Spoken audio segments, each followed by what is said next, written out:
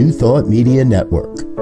We are a global broadcast network of positive music, media, and entertainment, inspiring humanity's evolution along the journey of enlightenment and creating a world of love, peace, empowerment, and prosperity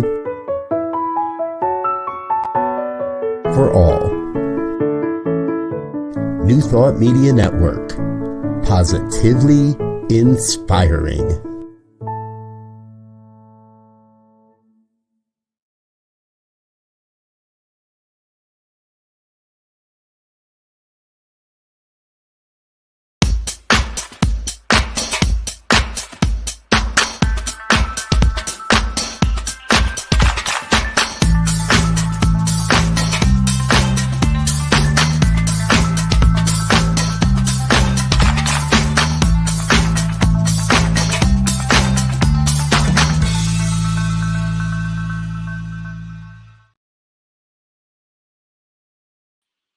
Why, hello, it's me. Yes, me, Bonnie Gonzalez, your doula for grief.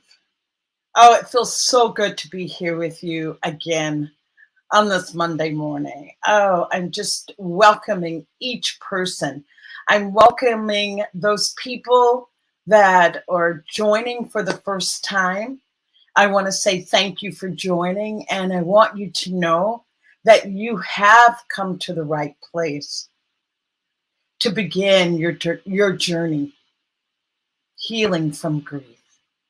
And if you're returning, I'm so honored that you're continuing to be with me. So thank you, thank you, thank you. And just a little bit about me. I am a grief coach. I'm a registered nurse. I'm also a religious science practitioner and a licensed soul collage facilitator. And as I always say, another human being right here on the planet with you at this really auspicious time. And what I am doing now is I am continuing to move the needle on bringing grief out of the shadows of our lives and bringing it right smack into the middle of our lives.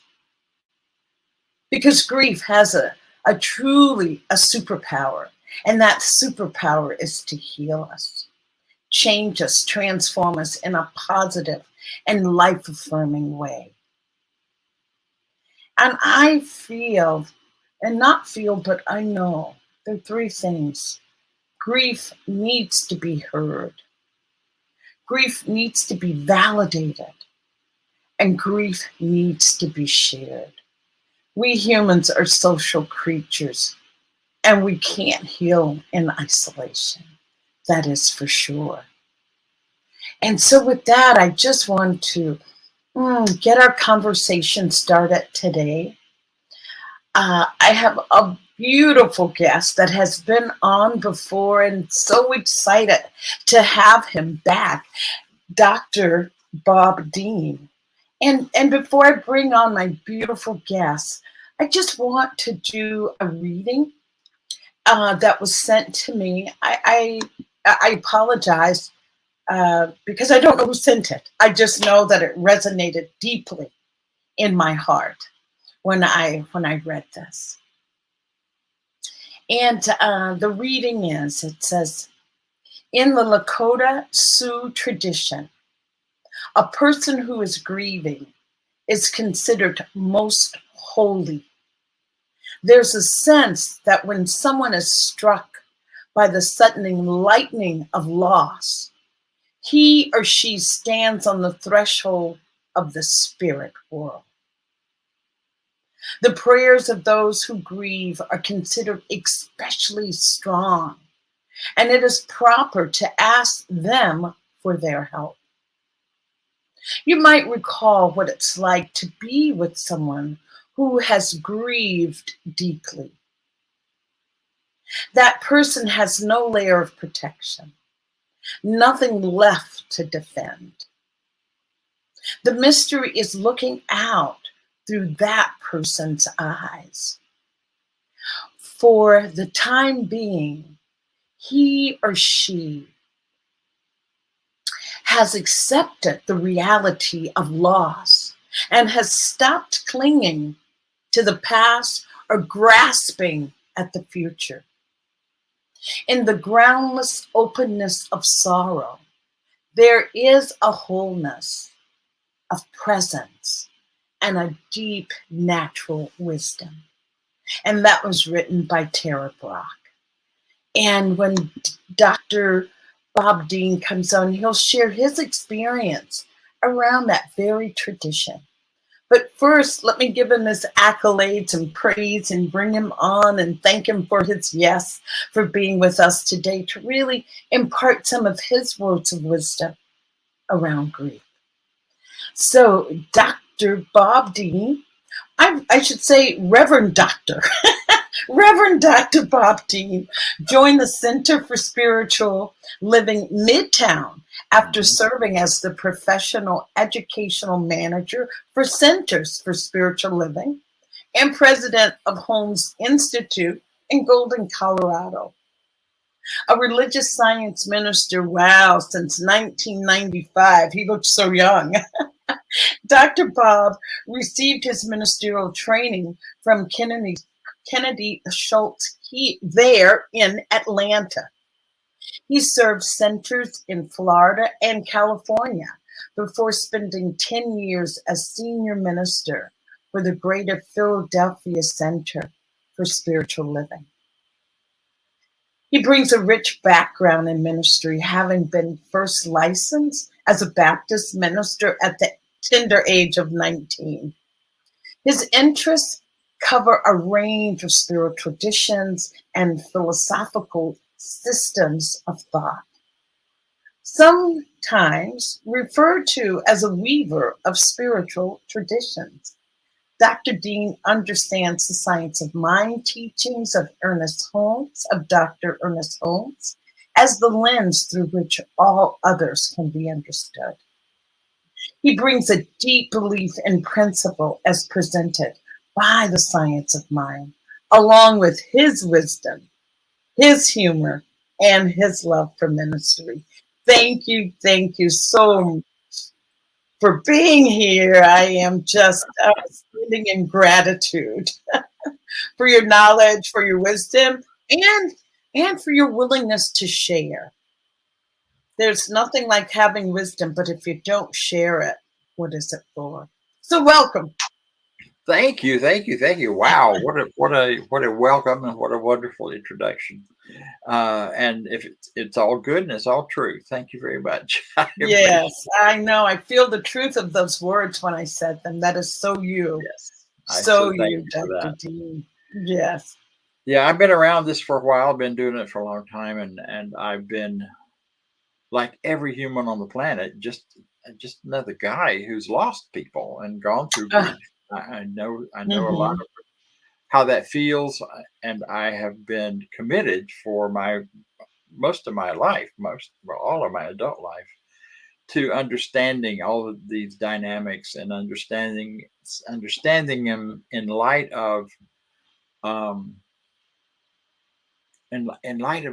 higher, bigger, larger stories, the stories of spirit, the stories of life, the stories, the way it moves in us and through us, and trying to make sense of it all.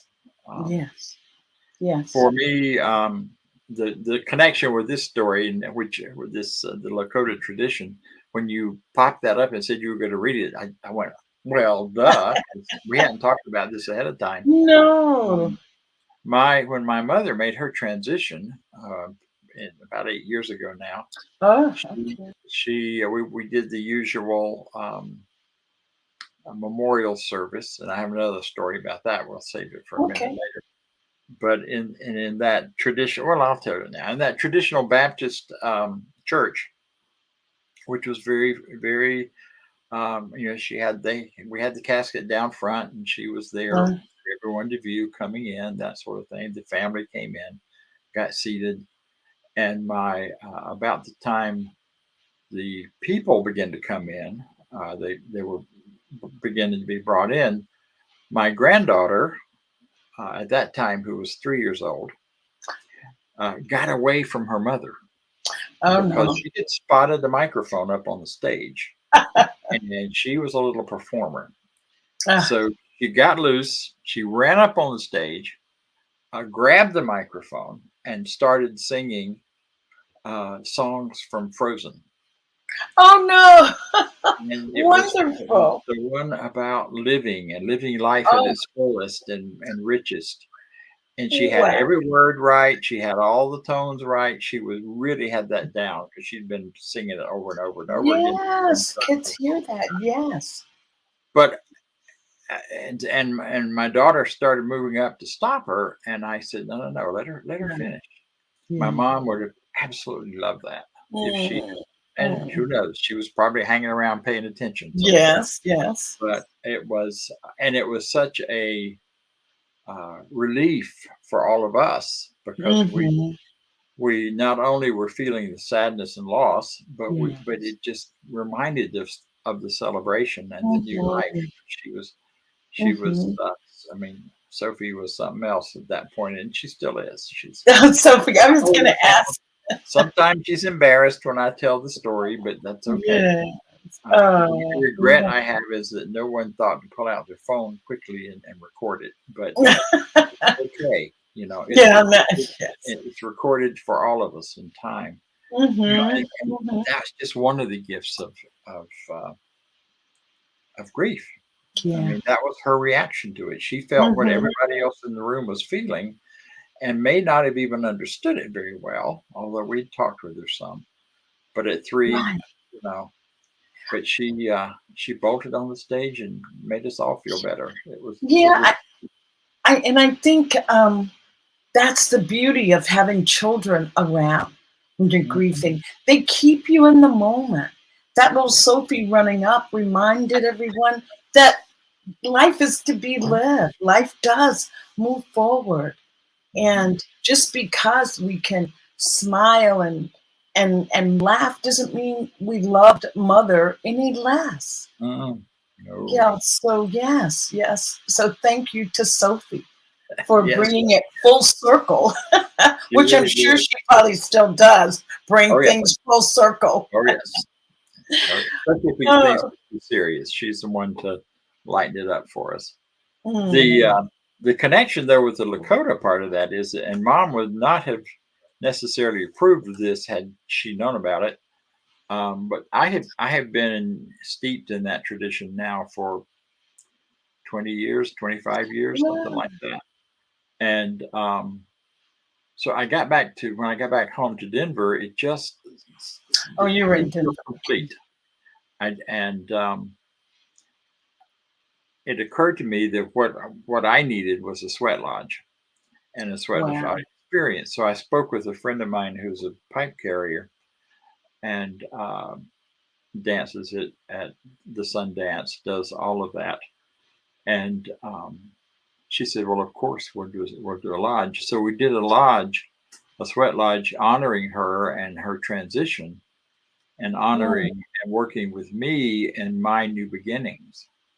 And wow. it Right. was very powerful. It was very hot. It was a typical sweat lodge. Yes, Uh, yes, yes.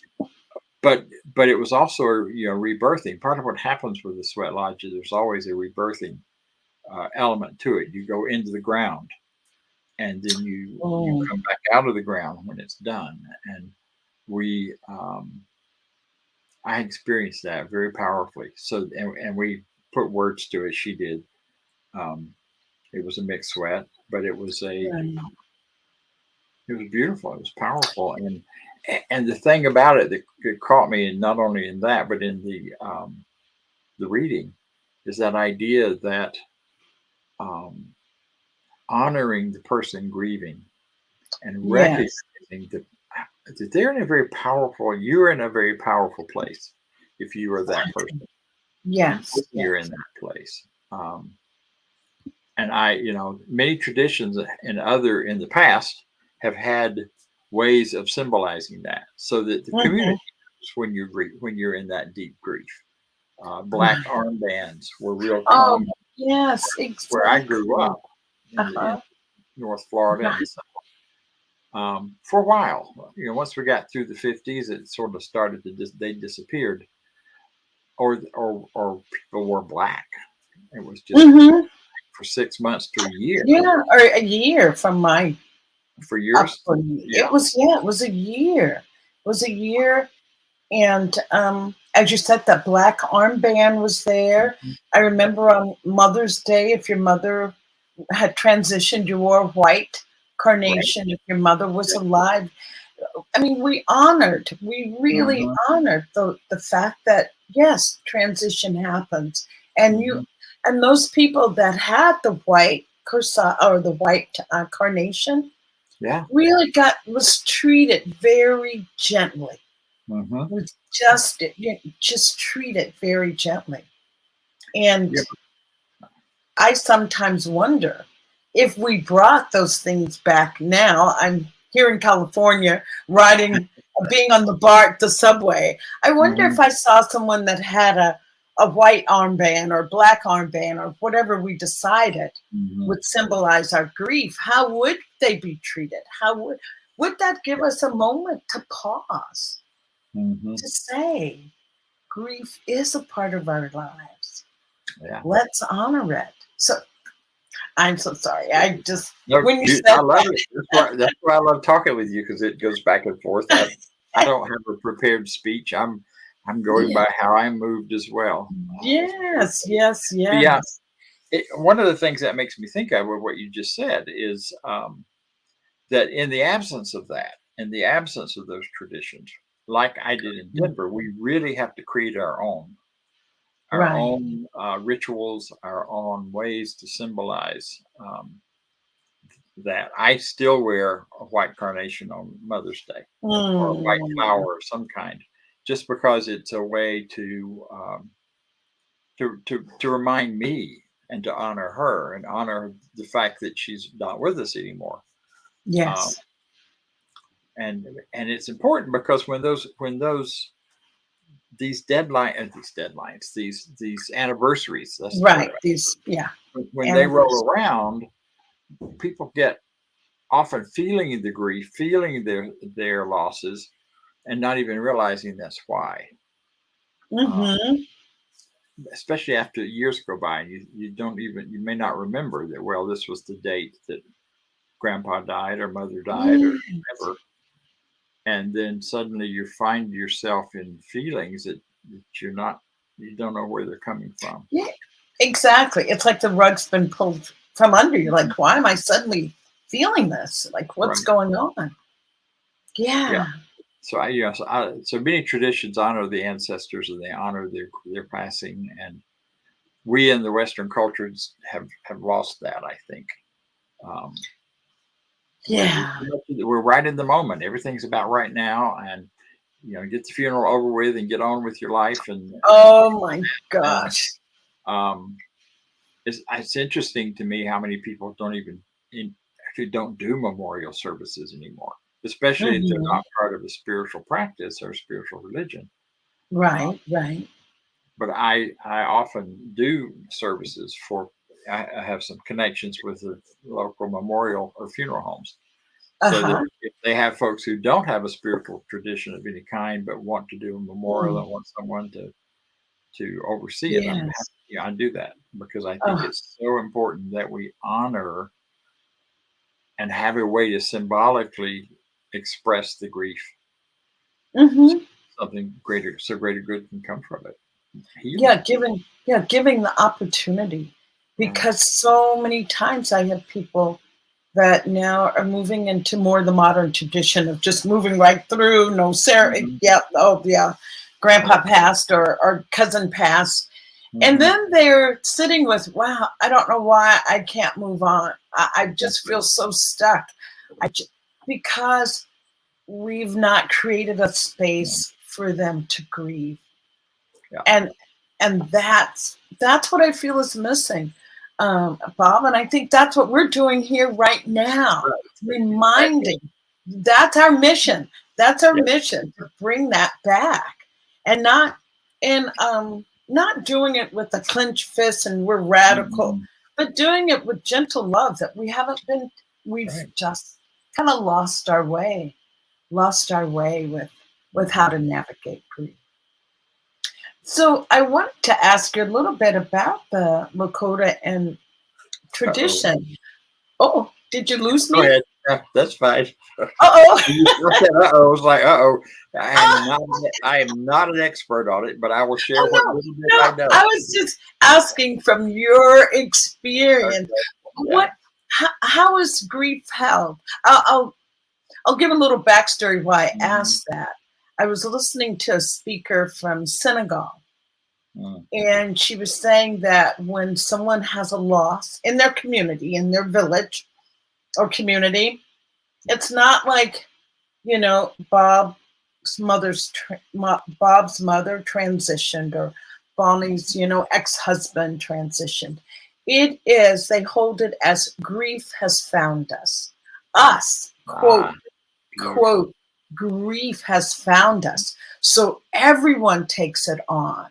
That not, oh, stay away from her, she's grieving. No, it's like we are all in grief. So that's what I was asking about. Any insights there with Lakota tradition on grief or a loss? We could say loss. I'm sorry, nothing comes to mind on that Be one. sorry. I have not. The only experience I had with it within the tradition was this sweat lodge, and Yes. whenever I requested it, what I found out is that it was not, that it was a common kind of event, and the content of what went on in the lodge was not something we created. It has been passed down and was part of the tradition, and it was done in community, a small community of people who were gathered around for that. Had we been in a situation where there were more of the community of Lakota folks around, I suspect it would have been much more of a communal thing. Yes. Yes. Makes me think. I was in Bali quite a few years ago and invited to a Balinese memorial. Ooh, okay. In Bali. In Bali, for a part of the Balinese, one of the Balinese long-time families. And I declined because I was only there for 2 weeks. And this was a celebration that went on for about a week, where they came together, they prepared food together, they did all kinds of rituals around the loss, they told stories, they did music. I mean, I didn't, I heard about it, I didn't participate because to do that, I would need to have committed to be there the whole week. Oh, I see. I see. So I wasn't available for that. But it was a rich tradition that's well established over time, and again, the idea is to really honor the people left behind in their and honoring the path the person on their spiritual journey has already taken as they leave this physical thing. So so I do think there are lots of those kinds of traditions, and again, we used to do more here in the U.S. With time out of school, time away. All of that. And it's just been lost.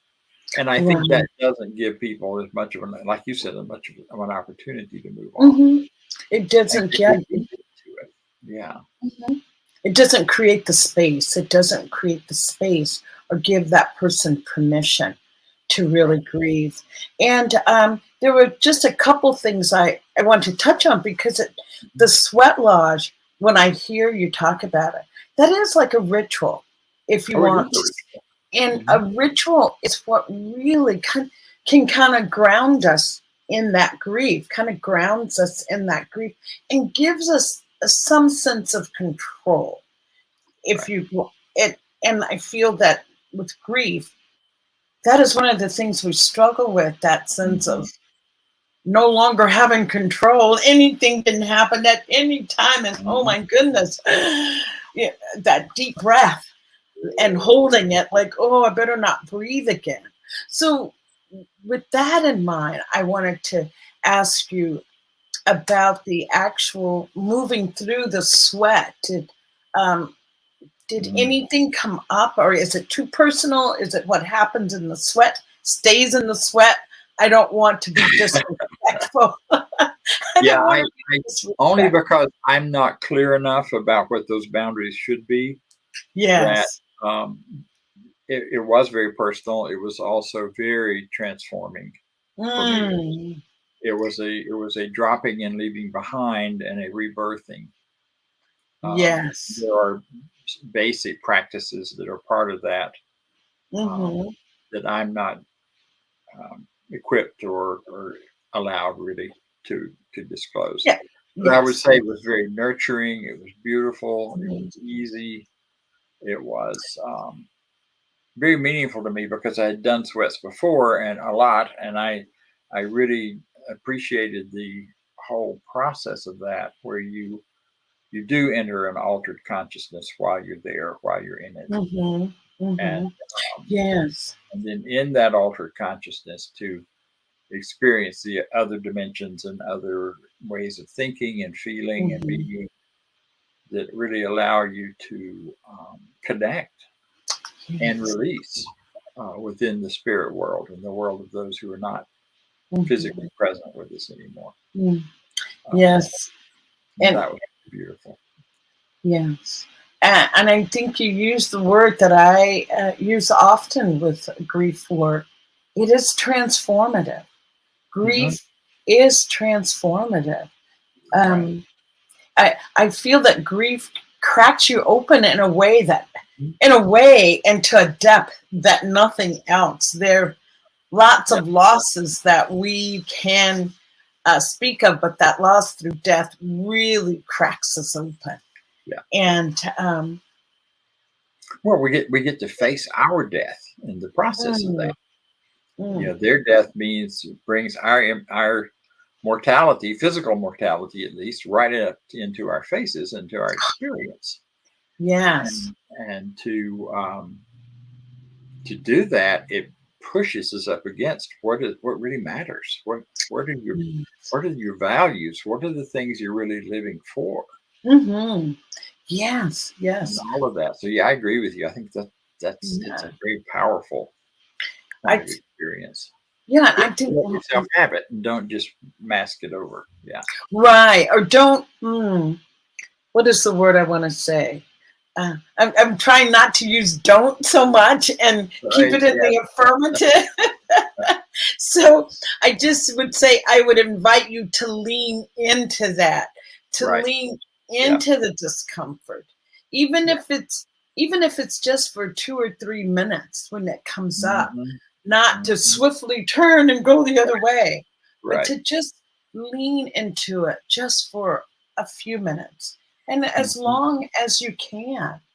For me, when a death or grief comes up, for the question that comes up for me is, am I living the life that I want to live? Am I doing what I want to do? And if not, why? What's the barrier? Or, wow, just this week I was telling someone, oh, I'm living my best life, feeling like I'm on that path of living my best life. And I was going to say, the reason I bring that up, my sister's birthday is October 4th, which is just a few days away. And she made her transition suddenly in 2020, and not even from COVID. And she's one of those that I was in Ireland during the pandemic. We couldn't leave to come back to the US. Ireland had really stiff penalties around COVID. And so never got to have that actual funeral that I feel, for me, for keeping it in the eye, that I would have been able to appreciate. We did do a ritual later when I got back to the US. But it just kind of, sometimes it still leaves that little hole in my heart. Because for me, Bob, it's about honoring that life. And I would have wanted to honor it in a big way, in a big way. So, that's some of the things that grief brings up for us. Yeah. How do you want to honor, or what is it that you honor? I think you said what's important. Yeah. What? Yeah. Yeah. What value? What do you honor? How do you?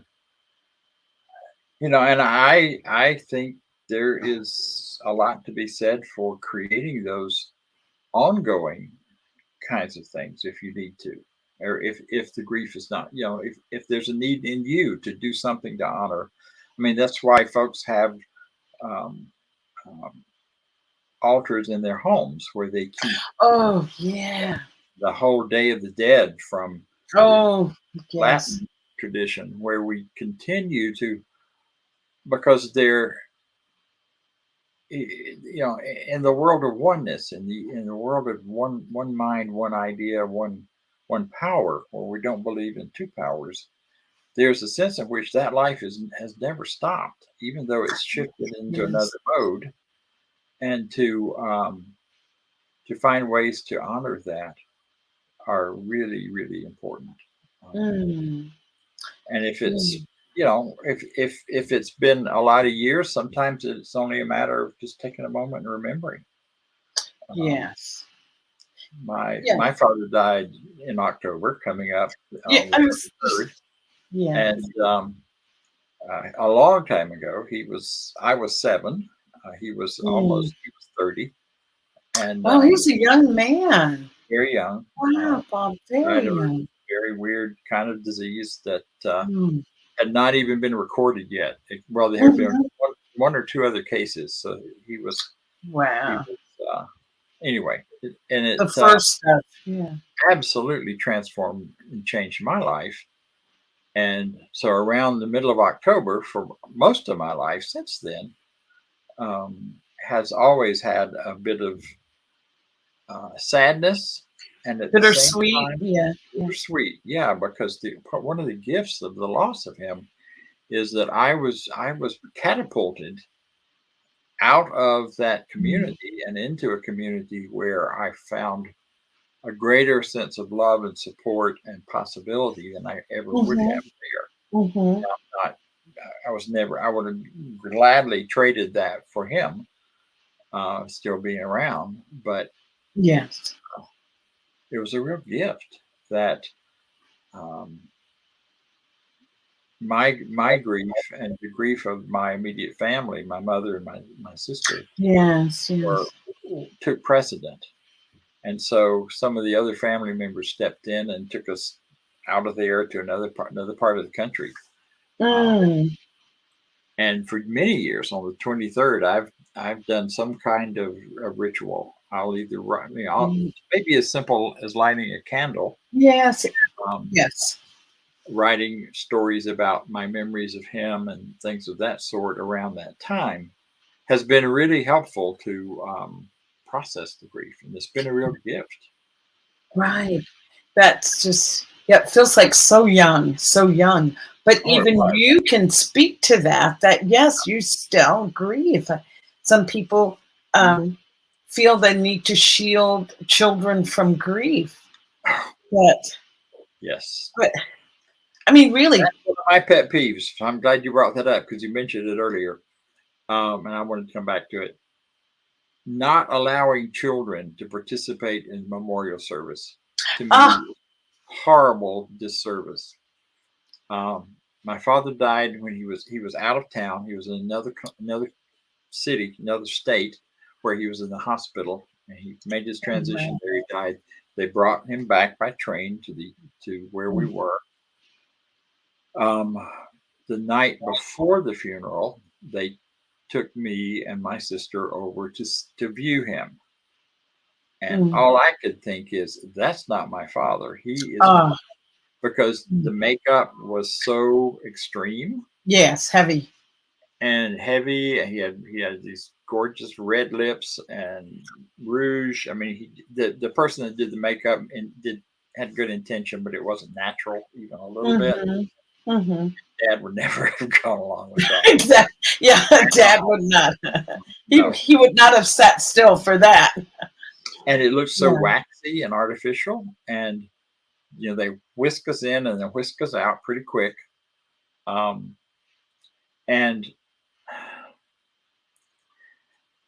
I formed a belief right then and there that it wasn't him.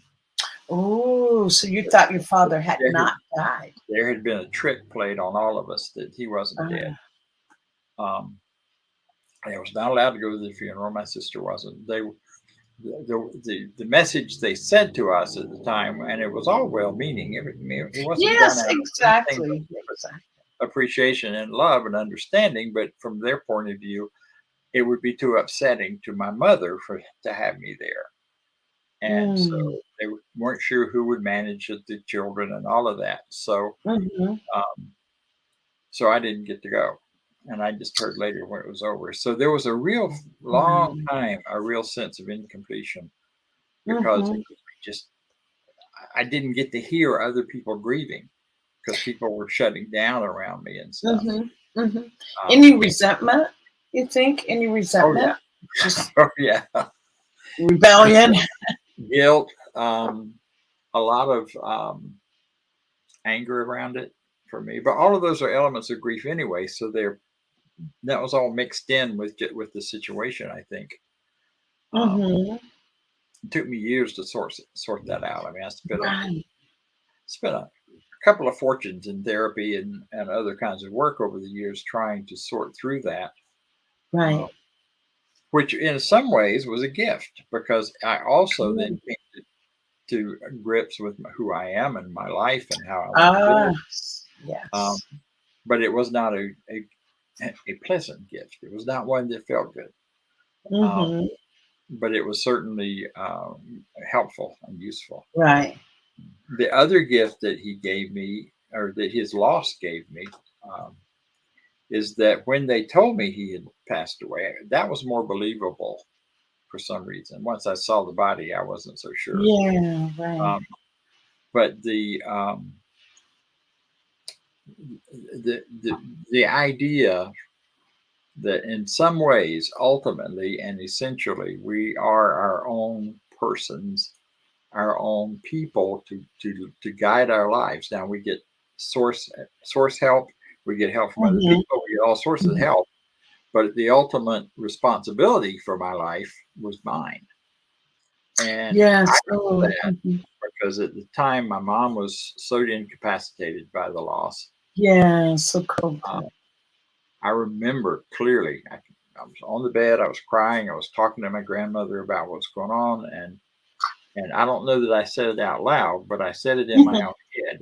I'm alone now. Wow. I've got to figure out how to make life work without knowing how or who or what. Wow, 7 years old, feeling that you're on your own. And there's a downside to that, and yes, it makes community difficult. But the upside to it is, ultimately and finally, for my spiritual life, I am, and so are you, and so are all of us.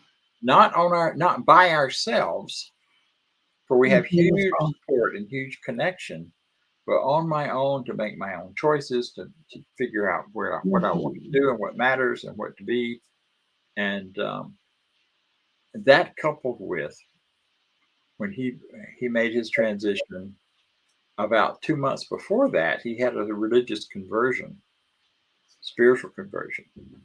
And right after that happened, it was a church. He got baptized, did the whole thing.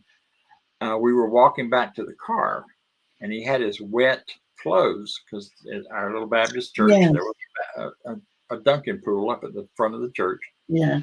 And they did the baptism there, and it was beautiful. I remember that very clearly. Walking back to the car, he had his suit all bundled up because it was soaking wet. He dropped it in the dirt. And I went, uh-oh. Yeah. But Dad had a temper.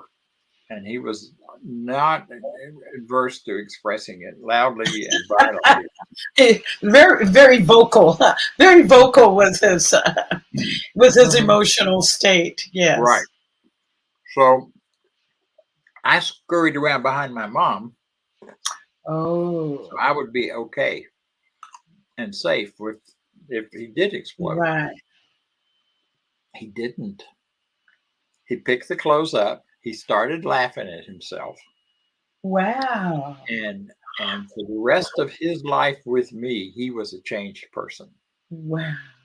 And I went, and what I knew in that moment in the bedroom with my grandmother was, if there's a way to live through all of this stuff that's now coming at me, there's something about this relationship with God that's got to be the answer.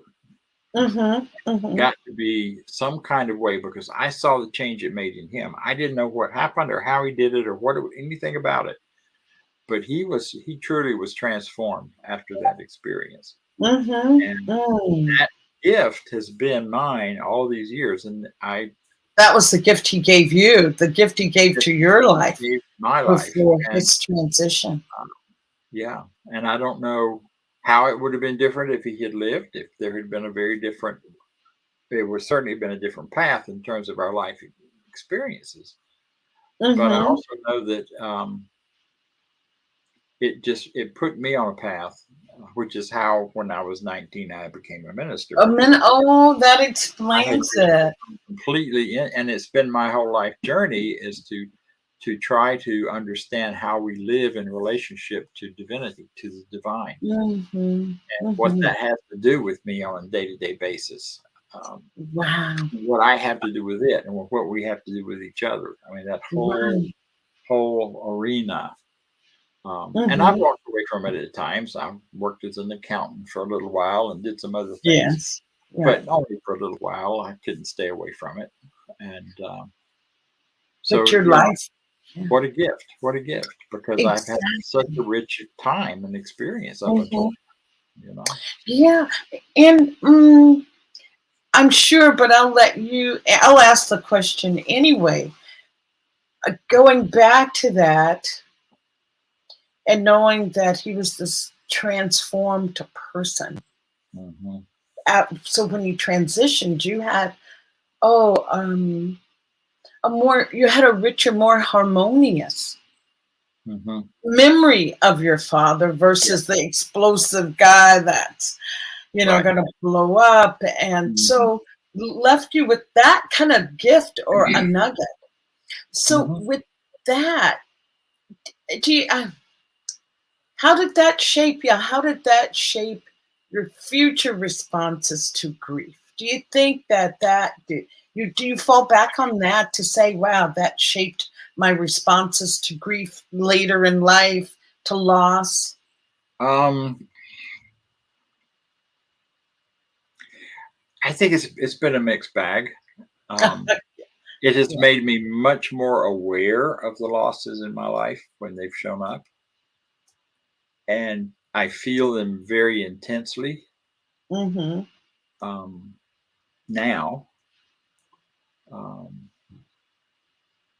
Because the other part of this is that, no, that's still true. I feel them very intently.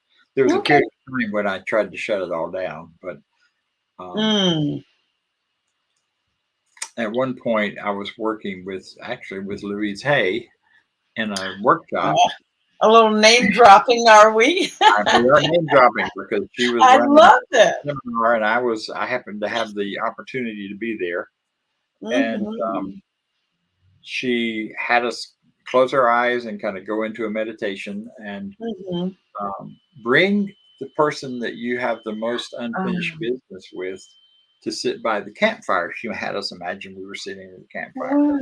And bring this person in, and my dad walked in, and I'm like, "What? What do you mean unfinished? Who invited you, huh?" Exactly. And she said, "Now ask this person how you could love them more. No matter how difficult the relationship might have been. how could you love them more, rather than how could they love you more, or what they could do, or any of that. And he said, I can hear his voice clearly. He said, tell the truth about us. Hmm. And I went, okay. Okay. What that was about was a lot of the horrors that happened in between us prior to his conversion and his death. I had stuck with the conversion story as the only truth about him, and had blocked out in my own life all of the hurt and pain that had led up to it. Mm-hmm. And what I got from that is loving and honoring him is also loving and honoring and walking into those painful, difficult experiences as well. Right. Right. The truth about the relationship, as he said. As he said. And that's when my real personal healing started to happen, from the grief, because I had been grieving and doing rituals and doing all kinds of things over the years, but I had this stuck story about how I lost this wonderful guy. Yes, I got to begin to say who the real person was to myself and to others, and processed it through a grief group and through some other group kinds of experiences. So, and I tell that story because I think it's really important that too often, right out, especially in the early days, once when the denial stuff, and bargaining, our tendency is to only see how wonderful they were. But the truth is, we all have other kinds of relationships with people. Yes. And to honor those as well is telling the truth about it rather than pretending. And I so appreciate that. I so appreciate that, because I want others to hear that, to know that. Here's what I say. I say grief is messy. I don't care who. Grief is just messy. It's messy. I could be very raggedy. Grief is just messy. Grief is messy. It is messy. Yeah, and I, like you, I lost my father 40 years ago. Wow. Yeah, 40 years ago. And so with him being gone, I mean, my father, I'll put it this way for my dad. He has been more of a father after his transition than he was before. My father was, I'll just say, emotionally unavailable. He was just emotionally unavailable, struggled with some addiction. But after his transition, my father's visited me in dreams, and it's just brought me gifts and just reminding me that he's there. And and so the truth. So I can just be the same. Oh yeah, my dad visited me all the time, and well. But I could talk about when I was a little girl growing up, he wasn't available. Made me feel that I was, being a child, I took it on as me. It must be me. Something's wrong with me, that he doesn't like me. So, but with that said, Bob, now I can embrace all of my dad, the good, the bad, the ugly. Like I said, grief is messy. And sometimes I can get right in that melancholy state of, I wish. But now I lean into that. I be with that, because I know the more that we allow ourselves to be with our grief, the more we know that we can move through it. Right. That we can hold both, as you said, holding the truth about your dad along with the good stuff too. Yeah. Yes. And one other part of your story I really love and want to point that out too is that adults in our lives teach us a lot, and they teach us how to grieve. Yeah. And when I do my workshop, I ask that question: how did you learn to grieve? Yeah. Who taught you to grieve? And if you don't grieve, that's okay too. Just explore that. Let that be another one. Oh my, I'm still back with Sophie teaching everybody at that funeral. Yes. To be I've often wondered what once we were gone, because I've been gone from that community for a very long time. But once the funeral was over and we had gone on to the rest of our lives, what kind of reactions and stories were floating around among the folks who were shocked by what they saw? And Oh, our family, it was like, oh yeah, okay, good, let's celebrate. But exactly. I'm sure there were some folks who were a little more not quite sure how to judge it. Not judge it. But yeah, it's a great story. Yes. I love that, and I love her. Oh, yes. I'll remember that. She just got up there and sang Frozen, which, as you said, was about life. Was Let it truly be. Let it be. about life. Yes. Let it be. Let it be. Yeah. Yeah. One of the other gifts of grief that I'd like to think of is resilience. Yes. Yes. And I'm sure in your ministry that you've seen some really devastating losses, and see that people are able to really move through it and come back. If you just a few minutes, a few words about the resiliency of grief. Or the gift of resilience born from grief. Right. Yeah. My favorite, actually, my one of my favorite thoughts about that. Now I may have talked to this last time, but in the we movie, could hear it again. And the play Steel Magnolias. I don't remember. Refresh my memory. I will compare. Oh, good. So maybe I didn't. After the young woman in the movie has advanced serious diabetes. Oh, and diabetes. At one point she dies, and a lot of most of the movie is about the relationship between these four women friends in this community, and but after she dies, they all go to the funeral, and after all the work to do the funeral, and it's very sad. I'm sitting in the theater right with everybody else crying, and Sally Fields plays her mother.